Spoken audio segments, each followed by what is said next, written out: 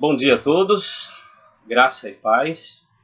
Hoje é 22 de março de 2020 e são 10 horas e 22 minutos.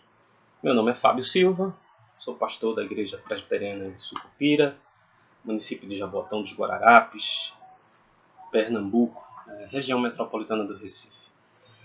E esse é o nosso segundo vídeo. Nós estamos aqui em meio à quarentena da coronavírus, ou Covid-19.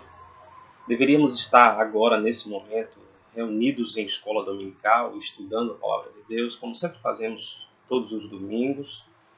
E, infelizmente, por causa dessa situação, esse problema sanitário que está ocorrendo não só na nossa cidade, mas em todo o território nacional e no mundo, nós estamos aqui reunidos hoje.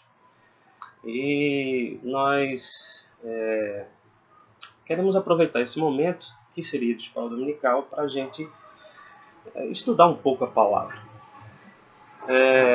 Nós esperamos que possamos tirar proveito desse momento, proveito não apenas pessoal, mas proveito coletivo, proveito em comunidade. Alguns estão precisando sair de casa, por exemplo, agora pela manhã, nesse domingo, o nosso irmão Diácono Gilson está lá na igreja para receber alguns irmãos que estão à procura da igreja, e ele também estará fazendo isso amanhã. Então há uma necessidade às vezes de sair, não só para resolver algum problema como esse, mas às vezes para a gente ir na farmácia, a gente ir no supermercado, e dependendo da necessidade. Mas essa saída precisa ser com muito cuidado, com muito zelo, verificando as nossas atitudes. A gente tem alguns costumes que nós precisamos tirar, colocar a mão na boca, colocar a mão no nariz, colocar a mão nos olhos. Há algo que às vezes a gente até usa de descrição, para que as pessoas não estejam vendo o que a gente está fazendo, principalmente como, por exemplo, colocar a mão no nariz. Mas, inevitavelmente, todos nós fazemos isso. Até mesmo coçar o rosto, são coisas que acontecem. Então, nessa necessidade de sair, a gente precisa, de fato, ter os cuidados devidos e retornar logo para os nossos lares para evitar qualquer problema. Queridos, eu queria propor nessa manhã, principalmente que você que é de Sucupira, e gostaria de estar na igreja nesse momento, eu queria propor para você nessa manhã um estudo de uma revista que nós já trabalhamos. Eu penso, pelo que eu observo, que às vezes a gente aproveita pouco os recursos que nós temos. O nosso material didático, podemos assim dizer, é proveniente da editora Cultura Cristã, da Igreja Presbiteriana do Brasil, e às vezes a gente adquire e não dá muito valor, não usufrui na sua totalidade, podemos assim dizer, e acaba passando despercebido, perdido. Não é? Eu queria propor a gente refletir um pouco sobre uma das lições da revista da Cultura Cristã, da linha Nossa Fé. A revista essa daqui a gente trabalhou há pouco tempo, Nossa Fé, e ela tem como título Apatia e Esfriamento. Sua igreja precisa de revitalização. Então, o estudo que nós queremos propor nessa manhã é um estudo até mesmo que tem a ver com o que nós estamos passando de uma certa forma. A lição número 4 dessa revista tem como título Sintomas de uma Igreja em Declínio. E nós precisamos estar preocupados com isso, porque nós vamos sofrer de uma certa forma um impacto com essa situação de quarentena. Nós vamos ter que nos readaptar à rotina quando isso acabar, e nós não sabemos quando é que isso vai acabar. Pode ser que isso acabe essa semana, ou dure mais um mês, ou 2 meses, 3 meses. Então a gente precisa, de fato, estar observando como nós vamos nos readequar à realidade da igreja. Principalmente por causa do perigo que nós corremos de achar que podemos ser crentes em casa. Estamos numa quarentena, né? E estamos sendo, de uma certa forma, por conta da epidemia, obrigados a ficar em casa. Né? Eu estou aqui na minha casa e nesse propósito de ficar em casa para conter a epidemia, de repente a gente pode começar a achar que pode ficar em casa. Né? Então eu queria chamar a atenção, por exemplo, para alguns textos, como por exemplo Hebreus 10, né? Hebreus capítulo 10, verso 24 e 25, se não me falha a memória, onde o escritor aos Hebreus ele nos recomenda, né, a estarmos em igreja, em corpo, em família, a família do Senhor. Né? Quando diz, consideremos-nos também uns aos outros, para nos estimularmos ao amor e às boas obras. E não deixemos de congregar-nos, como é de costume, de alguns. Antes façamos admoestações, e tanto mais quanto vede que o dia, em letra maiúscula, se aproxima. Então, é necessário que a gente esteja atento a essa realidade, porque certamente, né, poderá nos passar isso pela cabeça. O esfriamento, né, espiritual é uma coisa que é real e pode alcançar qualquer um de nós. Né? Pessoas que ficam deprimidas, pessoas que estão, de uma certa forma,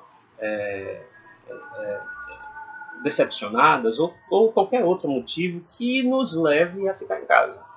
E ficar em casa não é uma coisa recomendada pela igreja. É óbvio que há circunstâncias como esta, por exemplo, que nós estamos vivendo, é que nós seremos obrigados a ficar em casa. Né? Mas quando nós tivermos oportunidade de estarmos juntos, aí a gente relembra o que diz o Salmo 133, quão bom e quão agradável é que os irmãos vivam em união. A união só poderá ser praticada se eu e você estivermos reunidos. E o lugar para isso, para estarmos reunidos, é na igreja, o local que Deus colocou no nosso coração para estar adorando ao seu santo nome. Então, queridos, fique atento a isso, né, para que a gente não venha de maneira nenhuma a esmorecer e a esfriar e achar que podemos ser crentes em casa. A gente pode até ser crente em casa, mas o resultado não é o mesmo, tá certo? Então, a proposta, como nós falamos, é de nós estudarmos aí os sintomas de uma igreja em declínio. Né? Eu vou abrir aqui a nossa Bíblia em Apocalipse, capítulo 2, verso do 1 ao 7, que é o texto básico da lição dessa revista que nós estamos propondo.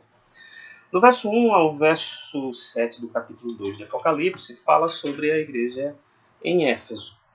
E diz assim: ao anjo da igreja em Éfeso escreve: estas coisas diz aquele que conserva na mão direita as 7 estrelas e que anda no meio dos 7 candeeiros de ouro.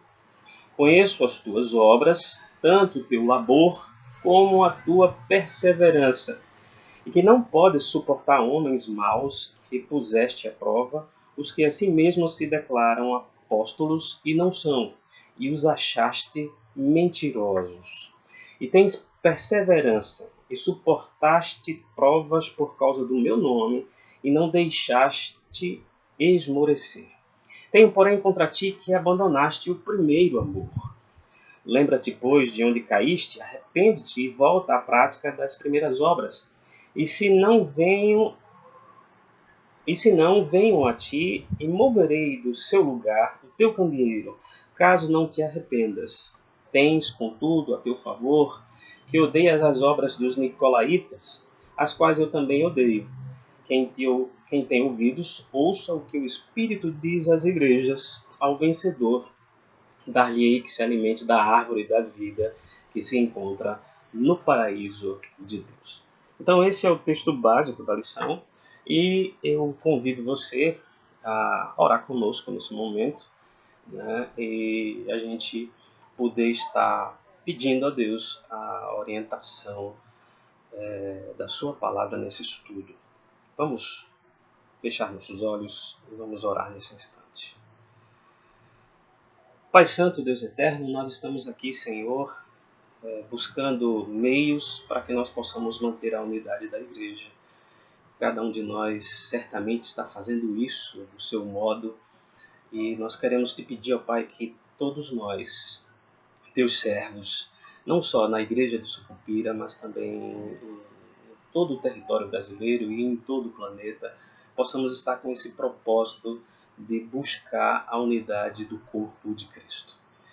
E cada um do seu jeito e com os seus recursos, nós te pedimos, ó Pai, para que o Teu Espírito nos faça instrumento nas Tuas mãos, para que a gente possa, em nome de Jesus, manter acesa a chama dessa unidade, da unidade do corpo de Cristo, nosso Senhor e cabeça da igreja. Assim, ó Pai, nós te oramos, no nome santo do Teu Filho amado, nosso Senhor e Salvador, Jesus Cristo. Amém. Queridos, preciso que a gente, ao parar para pensar sobre os sintomas de uma igreja em declínio, que a gente vai encontrar diversas situações, em diversos lugares diferentes. Principalmente a gente vai ver comentários sobre alguns países onde as igrejas viraram museu. É preciso que a gente não tenha em mente apenas um templo, mas que a gente tenha em mente a reunião dos filhos de Deus. E o que é que pode levar a reunião dos filhos de Deus a uma situação de declínio, né? Onde a gente possa perceber que a igreja está numa situação doentia. Então a gente precisa primeiramente começar a pensar na igreja como um órgão vivo, pois ela está composta de todos nós, servos do Senhor. E ao pensar no órgão vivo, a gente pensar que a igreja também tem um ciclo de vida. Quando a gente fala em ciclo de vida de uma pessoa, a gente fala que a pessoa ela nasce, ela cresce, ela enfrenta desafios de crescimento e depois ela envelhece e se não houver nada de tão sério, ela falece. Né? É o ciclo da vida. Né? Nós nascemos, crescemos, né? Nos desenvolvemos, depois a gente envelhece e morre. A igreja tem um ciclo parecido. A igreja tem um ciclo onde ela nasce, ela cresce, ela enfrenta desafios e ela adoece. Ela não morre. Por que a igreja não morre? Porque a igreja vai se renovando com os ciclos de novos crentes que vão surgindo. A gente sabe que a gente tem um ciclo de vida, como nós acabamos de falar. Algumas pessoas no meu passado já se foram, né? Pessoas do meu futuro ainda vão chegar. E se o Senhor Jesus não vier buscar a sua igreja até lá, esse ciclo vai se renovando. Né? Pessoas vão saindo e pessoas vão entrando. A igreja não morre, mas ela precisa crescer, desenvolver, enfrentar desafios, né? E manter-se saudável. E o que é que pode levar uma igreja a adoecer? A gente pode observar alguns fatores que a lição vai nos propor nesse vídeo aqui, nessa manhã de domingo, dia 22 de março, que a gente precisa estar observando. Há muitas igrejas que têm enfrentado estagnação.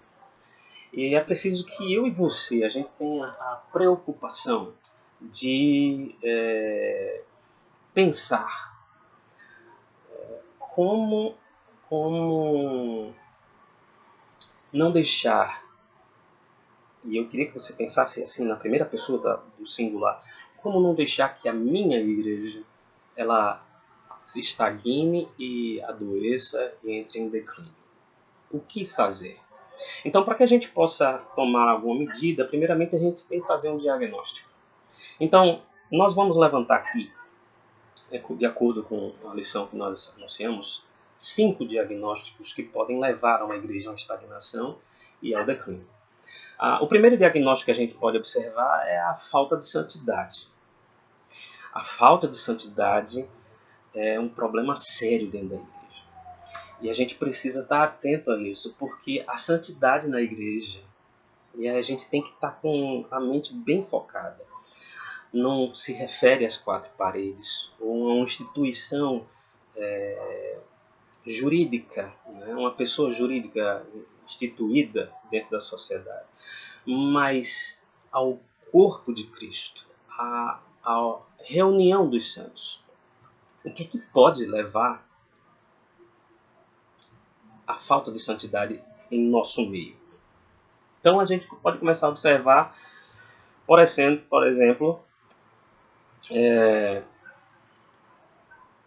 Paulo, ele começa a citar lá, ele começa a discorrer para os irmãos da igreja de Corinto, na primeira carta, capítulo 3, o problema do crescimento estagnado.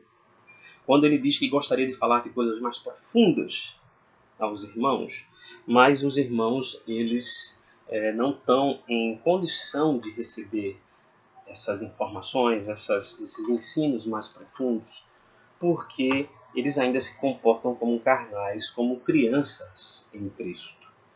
E aí Paulo, ele não só fala como é que uma criança cresce, como é a rotina de uma criança no verso 2, quando diz que necessita de leite, mas Paulo também fala como esse comportamento pode ser observado dentro da igreja. E aí ele diz que, porquanto, havendo entre vós ciúmes e contendas, não é assim que sois carnais e andais segundo o homem? Então Paulo chama a atenção da igreja para essa questão de alguns comportamentos que são característicos de criança. E é preciso que nós nos libertemos dessas características para que nós possamos crescer. Outra situação também a gente pode citar lá no Sermão do Monte, capítulo 5 de Mateus, onde o Senhor Jesus ele usa a metáfora do sal da terra. É preciso que a gente entenda que o Senhor Jesus está usando essa ilustração para a questão de relacionamento, né? E relacionamento de nós, servos cristãos, com a sociedade. Então, ao pararmos para observar essa ideia, essa ilustração metafórica do sal da terra, então a gente pode observar que nós, servos do Senhor, cristãos, precisamos ter uma salinidade. Né? E essa salinidade está relacionada diretamente a uma vida de exemplo, uma vida exemplar, onde nós precisamos ser referência, sermos influenciadores, ou como está na moda agora, né? Influencers. Né? Então, isso está relacionado ao caráter do cristão, né? O caráter moldado à semelhança do Senhor Jesus. E se não tivermos com o nosso caráter moldado à semelhança do Senhor Jesus, então a nossa salinidade não vai servir de nada.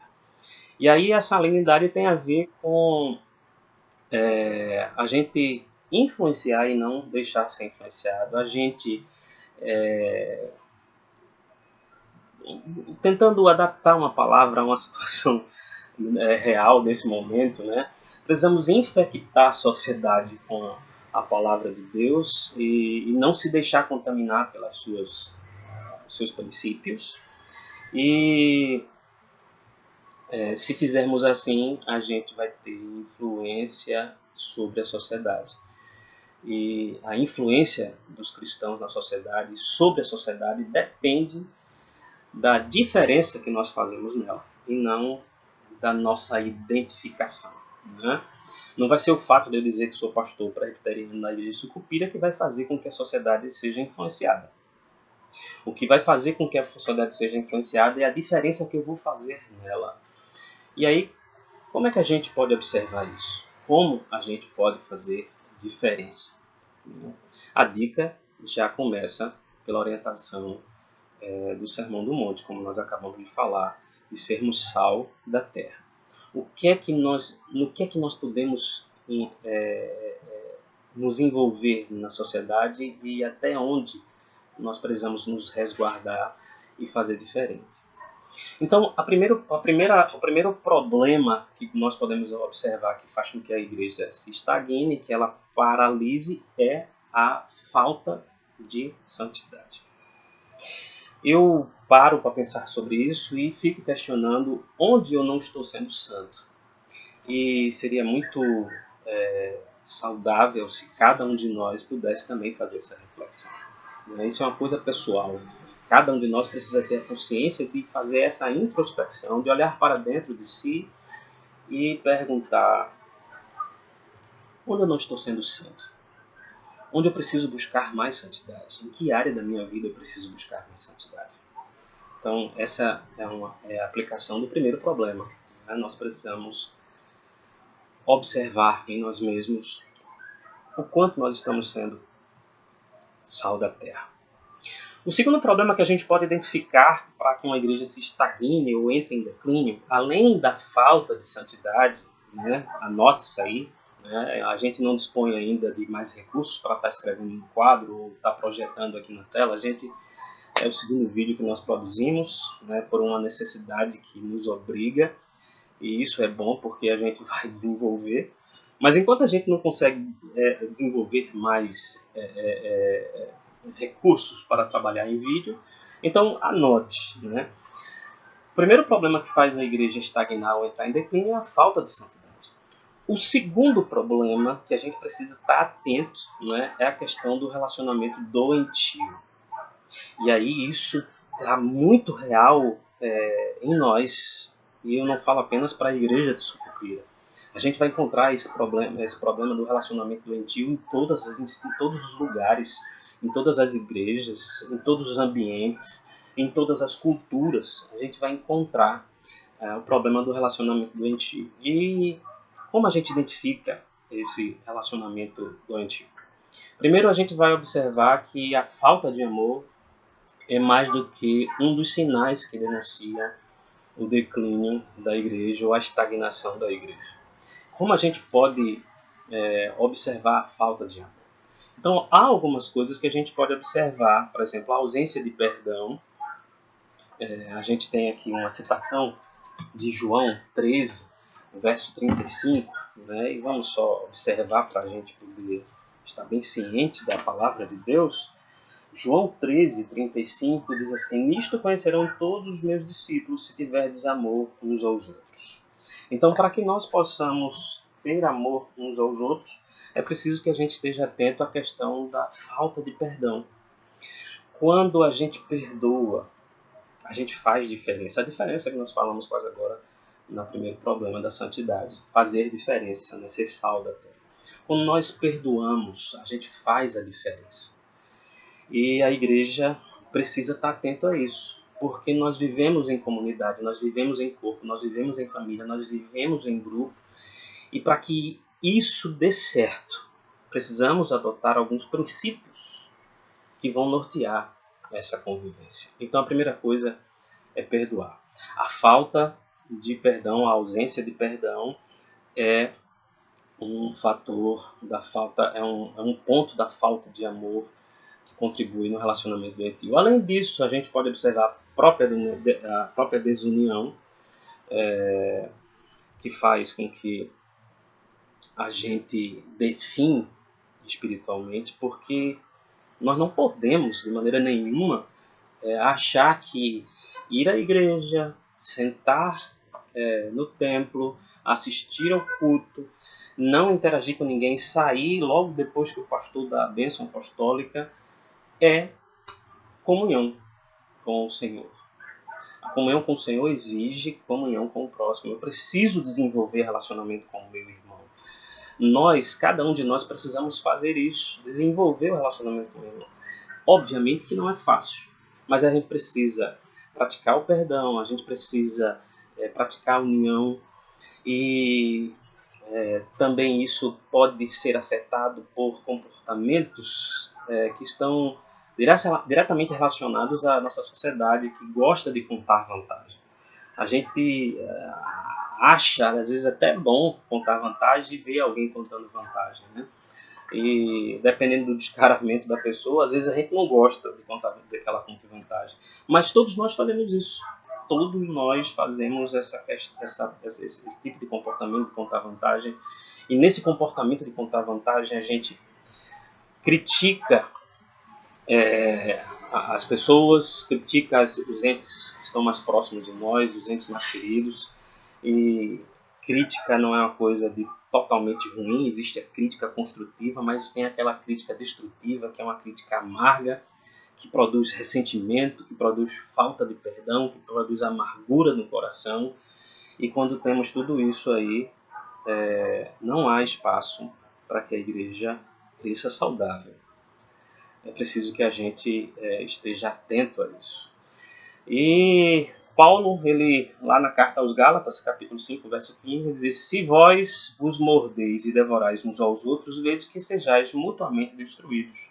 Quando a gente começa a se atacar e se morder, né, e isso aí é uma expressão também metafórica, nós estamos nos agredindo com palavras, com atitudes, sem se importar com o nosso próximo, então a gente, de fato, vai estar contribuindo para um relacionamento doentio. É preciso que a gente busque comportamentos com atitudes inversas a essa. Sem críticas amargas, sem ressentimento, sem falta de perdão, sem amargura no coração. Né? Quando o amor estará ausente nas relações, né, nos relacionamentos, abre-se espaço para disputas, e isso acontece muito. Nós citamos quase agora 1 Coríntios 3, se a gente for ver o que Paulo começa a descrever lá, a gente vai ver que havia disputas dentro da igreja, uns se achavam melhores do que outros, uns diziam que era de Paulo, outros diziam que era de Apolo, outros diziam que era de Cefas. Disputas existem, vão continuar existindo na sociedade porque vai promover o nosso crescimento, mas dentro da igreja a gente precisa fazer essa disputa de forma saudável. Não vai ter como não ter disputa. Mas a gente precisa fazer disputa sem gerar amargura, sem gerar ressentimento, né, entre os irmãos. E se a gente parar para pensar nisso, né, irmãos com feridas abertas e não tratadas guardam mágoas antigas. A gente vai observar que tem muita gente que já passou por dentro da nossa igreja e que às vezes o pastor nem sabe, não estou me referindo só a mim, né? Eu não sou onipresente nem onisciente, né? Os que passaram antes de mim também não são, né? São homens normais. Mas às vezes a gente não consegue perceber que alguém se afastou, que alguém se ausentou, porque está magoado com alguém na igreja. Né?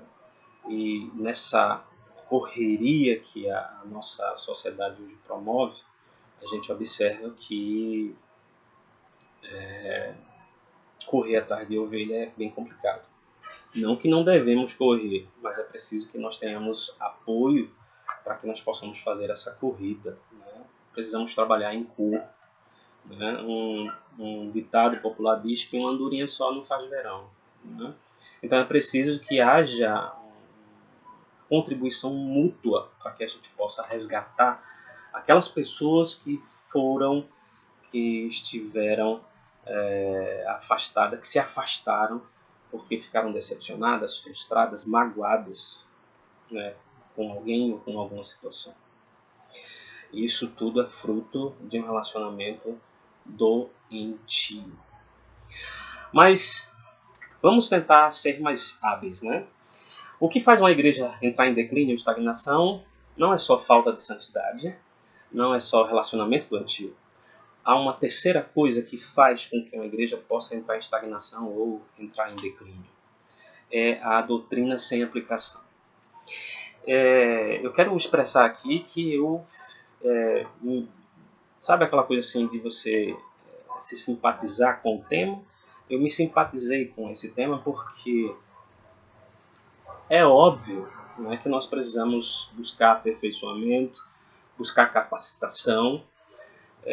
Eu quero chamar a atenção para a evolução do trabalho ministerial, né? Temos homens como Pedro, que eram pescadores e que não tiveram nenhum curso para ser apóstolo da igreja. A única coisa que fez com que ele pudesse ser apóstolo da igreja, diferentemente de Paulo, que era um homem letrado, era que Pedro, ou Cefas, né, ele viveu diretamente com o Senhor Jesus. Ele andou lado a lado com o Senhor Jesus. E isso o capacitou para ser apóstolo da igreja. Hoje, 2000 anos depois, a coisa está bem diferente. A gente não pode, de maneira nenhuma, colocar qualquer pessoa para estar à frente da igreja. O mundo está mais complexo, mudou tudo. Não que isso seja proibido e que Deus não possa fazer isso. Deus faz as atividades, as ações extraordinárias. Nós fazemos as ordinárias.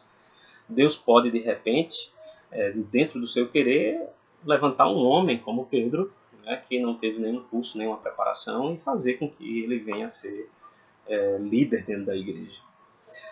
Mas, ordinariamente, o que é que a gente faz? A gente conduz aqueles que têm chamado ao ministério para ter uma capacitação mínima dentro de um seminário, por exemplo. Na nossa igreja, a Igreja Presbiteriana do Brasil, nós temos vários seminários espalhados nas 5 regiões, né? E aqui mesmo, na região metropolitana do Recife, a gente tem o Seminário Presbiteriano do Norte. Então, ordinariamente, a gente conduz aqueles irmãos que têm chamados para um ministério pastoral, por exemplo, a fazer um curso no seminário, né? E por que eu estou falando isso? É porque se faz necessário a busca de uma capacitação. Porém, não adianta a gente buscar capacitação se a gente não consegue colocar em prática aquilo que nós, para que nós fomos chamados. Quando nós fazemos como podemos dizer, quando nós fazemos a profissão de fé de alguém, né, a gente pergunta se a pessoa crê nas Escrituras Sagradas, onde estão o Velho e o Novo Testamento, como única regra de fé e prática, né? Então, eu quero chamar atenção para essa expressão que a gente usa no momento da profissão de fé, né? Regra e prática.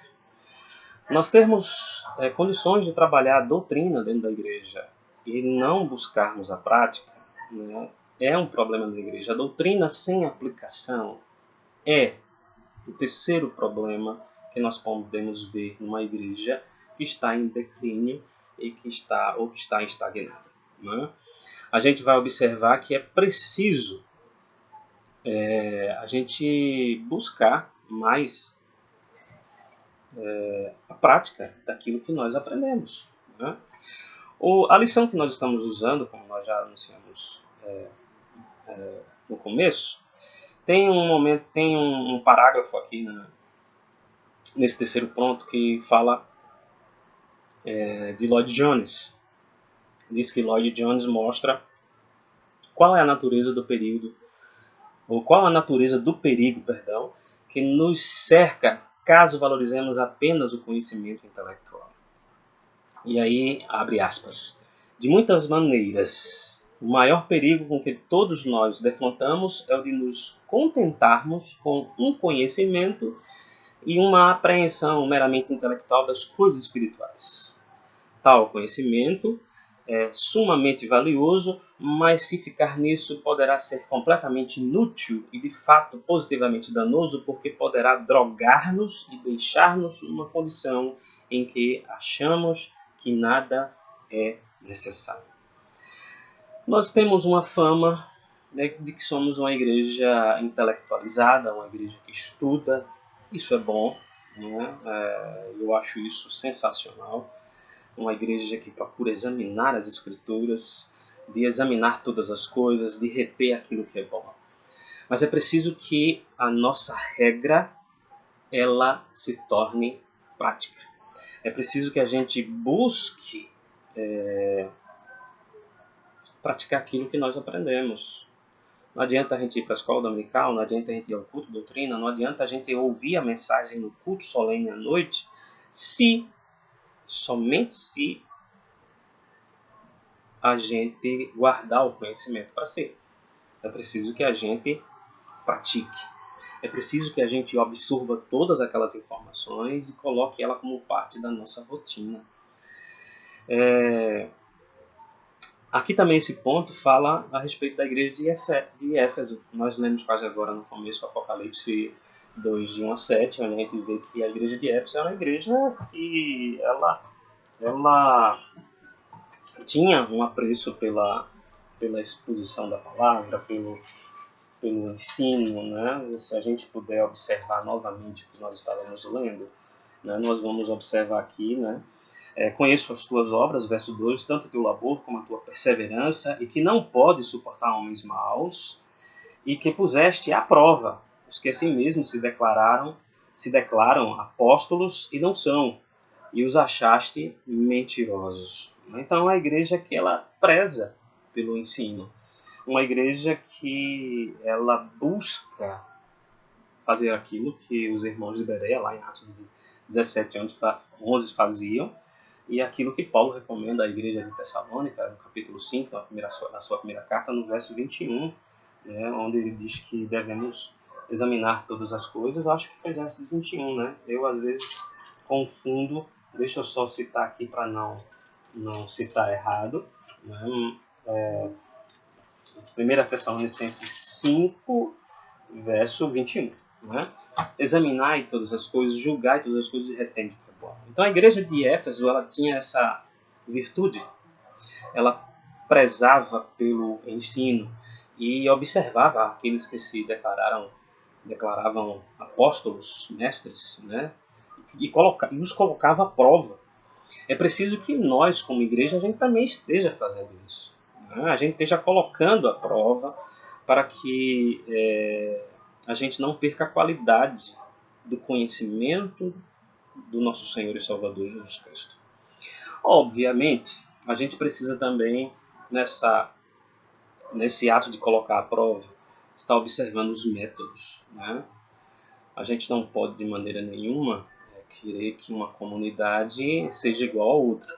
Então, é preciso, como líderes, né, e como nós somos anunciadores da palavra, ensinamos a palavra, como professores, a gente precisa identificar o nosso aluno, precisa identificar o nosso ouvinte, precisa identificar aquele que está nos escutando. Porque se a gente aumentar muito o nível para quem tem uma escolaridade mais baixa, a gente não alcança. Se a gente baixar o nível para quem tem uma escolaridade alta, a gente vai se tornar ridículo. Essa é a realidade. Então é preciso que a gente não caia no problema de Éfeso, porque Éfeso ela fazia isso, mas perdeu o primeiro amor. Né? E aí a gente pode observar, né, que a gente, aqui no ponto da lição, diz assim, não mais demonstraram o amor por Cristo que nutriam nos primeiros anos de sua história, e faz a citação de Atos 20 a 21 e verso 31. A gente, certamente é necessário a gente ler, né, para que a gente possa ter um pouco mais de contato com a palavra. E Atos 20, versos 20 e 21, diz assim, ó, jamais deixando de vos anunciar coisa alguma proveitosa, e de vos ensinar publicamente também de casa em casa, testificando tanto a judeus como a gregos o arrependimento para com Deus e a fé em nosso Senhor Jesus Cristo. E verso 31, portanto, vigiai, lembrando-vos de que por 3 anos, noite e dia, não cessei de admoestar com lágrimas a cada um. Isso aqui é Paulo falando à igreja de Éfeso. Né? Então, queridos, é preciso que nós estejamos atentos a isso. Precisamos buscar nos aprofundar na doutrina, mas é preciso botar em prática. E quando fala aqui na lição de colocar em prática, está falando do amor de Deus. Nós não podemos, de maneira nenhuma, fazer com que a nossa igreja seja uma igreja firme na doutrina, mas que se perdeu do primeiro amor. É preciso voltar ao primeiro amor. né? Então, nós vamos observar aí que isso é um problema também dentro da igreja, né? Esse problema de conhecimento meramente intelectual, ou uma preocupação com a doutrina, em detrimento das áreas da vida, das demais áreas da vida, precisa ser tratado para que a igreja possa ter saúde, né? Então, nós observamos já né? três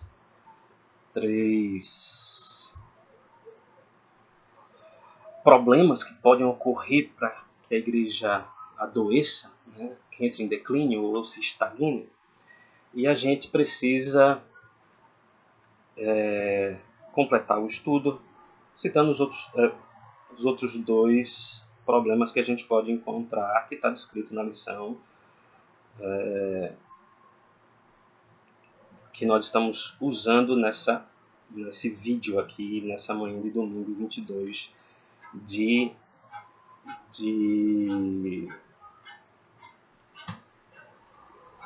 março de 2020. Então, só para a gente lembrar, né, que pode levar uma igreja, sintomas que podem levar uma igreja à estagnação, ao declínio, é a falta de santidade, o relacionamento doentio, a doutrina sem aplicação. A quarta é a indiferença evangelística. Observe que os tempos são outros. Desculpem. Os tempos são outros. E a gente precisa melhorar as nossas técnicas. Por exemplo, alguns anos atrás, talvez aí 15 ou 20 anos atrás, era permitido você fazer cultos nas praças, ligar megafone, né, botar um som alto, né, talvez um carro de som, e não tinha nenhum problema. As pessoas faziam cultos na praça com palanque.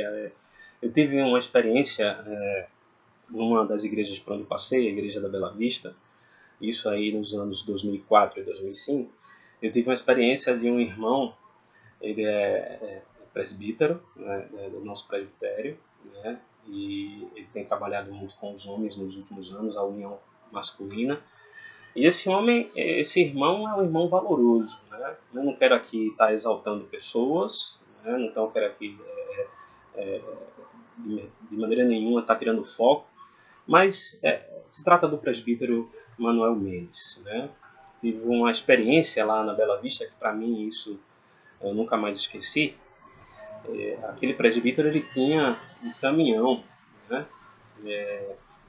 Ele trabalhava aí com lajes, né? Eu não sei se ele ainda trabalha com laje, ele trabalhou muito tempo com laje, né? O presbítero Manuel Mendes, e ele disponibilizava algumas vezes o caminhão dele na igreja de Moreno, e aqueles caminhões que tem uma grade de madeira, né? Não sei como é que chama aqui, mas que você pode soltar, arriar as grades, arria de um lado, arria do outro, e ele arriava aquilo ali e transformava o caminhão num palanque, né? Então era muito bom, parava numa rua, escolhia numa rua de Moreno o caminhão, montava o som ali, às vezes pegava a energia de algum vizinho emprestada com uma extensão, e a gente fazia um culto, né? Eu tenho boas lembranças daqui. Certamente a gente fazer isso hoje pode trazer uma complicação, porque existe uma lei, né, que vigora de uns 15 anos para cá, 15 a 20 anos para cá, né, que você não pode fazer barulho acima de 85 decibéis, a medida do som, né? Quando se quer medir o som, né, se mede e a unidade de medida é decibéis. Então, quando se faz a medição do som, se ultrapassar 85 decibéis, se está sujeito a multa. Então a gente precisa adaptar-se a essa nova realidade, né? Como evangelizar nessa sociedade que nós estamos hoje? Precisamos inovar. E aí a indiferença evangelística, que de uma certa forma tem a ver com a nossa acomodação, ela também é um problema para o crescimento da igreja. Porque a indiferença evangelística, ela mostra que a igreja está doente. Porque evangelizar faz parte da vida da igreja. Evangelizar faz parte da vida da igreja. Obviamente que a gente precisa discutir sobre evangelização, isso aí é assunto para um outro vídeo, mas evangelizar não é simplesmente distribuir folheto. Também distribui-se folheto. Mas não é só isso. Evangelizar vai muito mais além do que isso, né? E o que nós queremos focar aqui é que a gente precisa ter o compromisso com o evangelismo de tal forma. E aí o autor da lição, ele lembra John Knox na sua oração, que ele diz: ó Deus, dá-me a Escócia para Jesus, senão eu morro. E ao mesmo tempo que ele cita John Knox, ele também fala do lamento do apóstolo Paulo, lá na primeira carta aos Coríntios, no capítulo 9, verso 16, quando ele diz: ai de mim se não pregar o evangelho. Então o ato de pregar o evangelho, de anunciar a palavra de Deus, faz parte da saúde da igreja, é a vida da igreja. A igreja foi chamada para isso. A igreja foi chamada para gerar discípulos. Mateus 28, versos 17, versos 18, 19 e 20. Né? O chamado da igreja começa ali. É preciso que a gente esteja atento a isso. Né? Então, quando a gente para observar que há necessidade de levar o evangelho, as boas novas de salvação para o mundo e gerar discípulos, né? Então a gente observa que a evangelização é muito mais do que distribuir folheto ou fazer um vídeo como eu estou fazendo, ou pregar na rua. Tem a ver também com o ensino, né? Eu gero filhos, discípulos são filhos, gero filhos e preciso cuidar desses filhos, ensinar a palavra de Deus a eles e também batizá-los em nome do Pai, do Filho e do Espírito Santo. É um processo que envolve a igreja. Talvez nem todo mundo tenha autorização e capacitação para estar batizando, né? Aquele chamado ali foi específico para os apóstolos, os ministros, os pastores, mas não só são os pastores e apóstolos e ministros que evangelizam. Né? O chamado é para a igreja toda. A parte da igreja tem a ver com o ensino também e tem a ver com o ato de evangelizar. Né? Então é preciso que a gente observe que a indiferença evangelística é também um problema na igreja. Né? É preciso que o nosso contato com o mundo, com a comunidade, com a sociedade, ela gere impacto. E aí o autor da lição, ele faz citação aqui de João 17, né, a oração sacerdotal do Senhor Jesus, onde ele coloca aqui que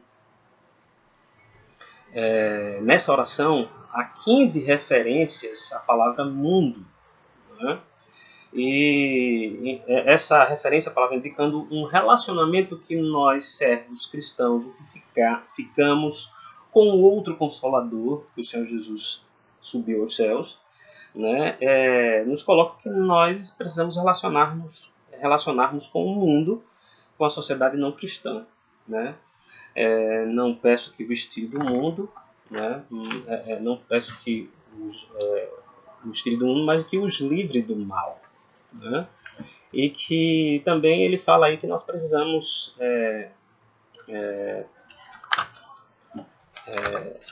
ele chama a atenção, né, no verso 14, que nós não somos do mundo, mas estamos nele. Ele chama a atenção que o mundo vai nos odiar. Eu não sei quantos de vocês têm esse tipo de sentimento onde vocês frequentam, né? Mas em determinados locais que nós formos, a gente vai sentir isso. Vai sentir o peso das pessoas nos discriminando porque nós somos crentes, fazendo chacota porque nós somos crentes. Né? O crente, olha o que o crente está fazendo, olha o que o crente está falando. Então, nós seremos odiados pelo mundo, e quando se trata da pregação do Evangelho, né, a gente vai ser odiado mesmo, porque as pessoas, o pecador, naturalmente, ele não quer saber da palavra de Deus. Né? E a coisa complica quando a gente para pensar que nós estamos numa sociedade democrática, onde é permitido ter a religião que quiser, adorar o Deus que quiser, fazer o culto, a devoção da forma que nós acharmos melhor. Né? Então a gente vai ter uma tendência muito maior de sermos odiados, porque nós estamos numa sociedade pluralista, né? Então, vemos aqui o tipo de relacionamento que a igreja deve manter com a sociedade sem Deus, um relacionamento de envolvimento, não de afastamento, pois relacionar-se com o mundo não significa ser idêntico a ele. A gente pode se relacionar com o mundo e não precisamos imitar o mundo, né? Também não devemos ficar isolados, né? Como se estivéssemos num mosteiro. Nós fazemos parte do mundo. Agora não podemos nos influenciar por ele, mas precisamos influenciar o mundo. E aí, lembrando novamente o Sermão do Monte, nós somos luz e sal na cidade, na sociedade, né? É preciso que, como cristãos, nós procuremos conhecer os problemas da cidade, saber discutir sobre outros assuntos além da Bíblia, né? Precisamos ter maturidade para lidar com o mundo e influenciarmos o mundo, né? Para terminarmos, né, aí já temos 50 minutos de vídeo, né, eu não gostaria que fosse cansativo, né, mas é preciso completar, né.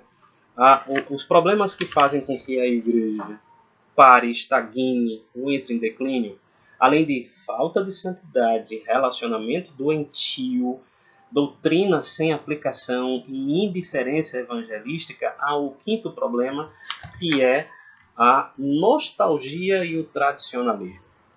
Nostalgia é a revista aqui nos traz a definição de um sentimento que surge quando sentimos que não podemos reviver certos momentos. Você já parou para observar que quanto mais a idade vai avançando, enquanto nós somos jovens, nós não temos tanto a necessidade de sermos nostálgicos. Mas tudo aquilo que nós gostamos de ter vivido na nossa juventude, na nossa adolescência, quando a gente vai chegando a uma idade mais adulta, né, a gente começa a lembrar. Né? A gente começa a lembrar como era bom aquilo que a gente fazia. Ontem mesmo eu estava observando um grupo que faço parte, um grupo de irmãos que estavam lembrando os apelidos que eles tinham quando eram jovens. Isso é nostalgia, né? E a nostalgia não é de todo ruim, né? Lembrar de coisas boas, né? Aquilo que Jeremias traz lá no seu livro chamado Lamentações. Quero trazer à memória o que me pode dar esperança. As coisas velhas se passaram, eis que tudo se fez novo. Então eu preciso cultivar na minha memória coisas boas. Esse é o lado bom da nostalgia, né? Trazer à memória. No caso da igreja é uma volta ao passado, um forte sentimento de que os melhores dias da igreja talvez já se foram. Os melhores dias da igreja já se foram, talvez para mim, né? Eu gostei daquela época. Essa época eu não consigo mais reproduzir. E aí eu fico achando que não volta mais, né? Mas a gente pode fazer com que essa época também seja tão boa quanto aquela. Só que a gente não vai repetir a mesma receita, né? A gente não vai repetir os mesmos métodos. Há outras coisas, há outras realidades em que não existiam e que a gente pode usufruir disso, né, para que seja tão bom, né? Também, além da nostalgia, né, a gente precisa observar o conceito de tradicionalismo, né? Antes, precisamos relembrar a tradição, que tradição é continuidade, permanência de doutrina, de hábitos, de valores, de manifestações culturais e que são repassados de geração em geração. Isso é tradição, né? Tradição não é algo ruim, né? Principalmente quando temos tradição de coisas boas, né? A tradição pode ser ruim se nós cultivamos, mantemos coisas ruins, né? Então a tradição não é de todo ruim, mas a diferença para o tradicionalismo. O tradicionalismo é um termo que ganha aspecto negativo porque ele traz como significado o apego exagerado e injustificável às tradições e ao passado. A gente não pode forçar a situação para que ela seja completamente igual ao que já foi vivenciado. passou-se, não volta mais. Agora a gente tem que produzir uma nova realidade, uma realidade para este momento que seja proveitoso para a comunidade, para a sociedade. Isso é fugir do tradicionalismo, né? O tradicionalismo ele é visto como característica de indivíduos que rejeitam e resistem às mudanças. É o que traz aqui na nossa lição, né? Algumas igrejas estão morrendo porque vivem apenas no passado. Nós precisamos do passado, porque o passado ele estabelece a nossa identidade. Mas a gente só precisa do passado para saber quem nós somos. Nós precisamos viver o hoje e o agora, conforme a palavra de Deus nos ensina, né? Sendo sal e luz da terra, para que a gente possa fazer novos momentos, né? Momentos bons na presença do Senhor. Então, por causa dessa nostalgia, muitas igrejas estão definhando, insistem em não abrir mão dos modelos antigos, dos programas ultrapassados, não inovam, preferem viver fiéis ao tradicionalismo e na nostalgia do tempo em que tinham sucesso. É a parte final aqui desse ponto 5. E eu não estou falando isso aqui como se eu fosse o dono dessa verdade. Isso também me afeta. Afeta a mim, afeta você, afeta a cada um de nós. E se a gente não tomar cuidado, vai afetar os jovens de hoje. Quantos jovens nós temos na nossa igreja hoje? Né? Temos a União Presbiteriana de Adolescentes, a UPA, né? Jovens que vão até os 17 anos, de 12 a 17, e eles vivem aquele momento bonito da adolescência. Né? Quantos de nós gostaria de permanecer adolescente? Né? Para mim foi um dos melhores momentos da minha vida. Né? E também temos a UMP, a União de Mocidade Presbiteriana, então é preciso que a gente esteja atento, né, aos jovens, né, para que eles, quando se tornarem mais maduros, chegarem na casa dos 30, 40 ou quase 50, como eu estou chegando, né, eles não fiquem presos ao passado deles. Eles possam extrair do seu passado, que foi tão bom, coisas boas para que a gente faça melhor o nosso presente. Isso tem a ver comigo, com você. A gente precisa focar nisso. Então, queridos, só lembrando, para a gente encerrar, os sintomas que fazem a igreja entrar em declínio é falta de santidade, relacionamento doentio, doutrina sem aplicação, indiferença evangelística e nostalgia e tradicionalismo. E a gente, como propõe aqui a lição, a gente conclui com, como diz aqui a lição, com esses diagnósticos. Né? A gente precisa identificar esses diagnósticos na nossa sociedade, no nosso grupo, na nossa família, na nossa igreja. Pare e pense comigo. Quais desses sintomas a nossa igreja está infectada? É a palavra do momento, né, por causa do Covid-19. Qual desses sintomas a nossa igreja está infectada? Falta santidade da nossa igreja? Pense nisso. Falta relacionamento sadio? Pense nisso. Falta mais prática da doutrina que a gente estuda? Será que falta? A gente é o que é?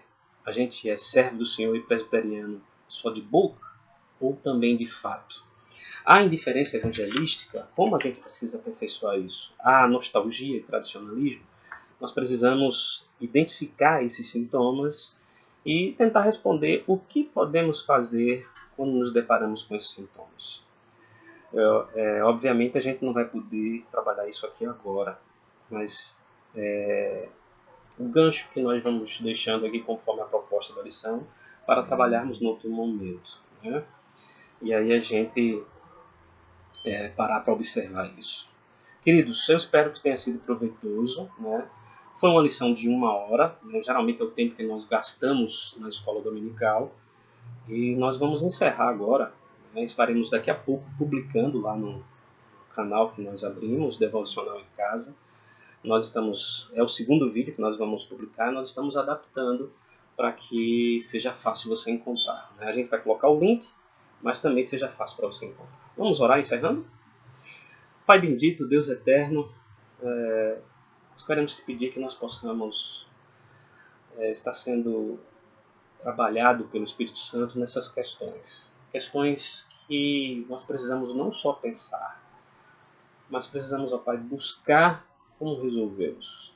Necessitamos, ó Pai, da direção do Teu Espírito nesse propósito, para que não seja mais um momento de ensino sem prática. Ajuda-nos, Senhor, em nome de Jesus, a manter o vínculo no corpo de Cristo, a comunhão na igreja. E buscarmos, ó Pai, eliminar esses sintomas, para que a igreja possa continuar crescendo. Nós clamamos, ó Pai, pela Tua misericórdia, não só em relação ao problema social que nós estamos vivendo, de combate ao vírus, mas também, ó Pai, em nome de Jesus, nós te suplicamos, ó Pai, pelos sintomas que nós vamos encontrar, ou que talvez já existam e a gente não parou para observar dentro da nossa igreja, dentro do nosso meio. Tem misericórdia de nós, ó Pai, derrama o Teu Espírito para que nós possamos lutar e trabalhar pela Tua causa, e que a gente possa estar atento a cada princípio que a Tua palavra nos ensina. Assim, ó Pai, nós te pedimos nesse instante, em nome de Jesus. Amém.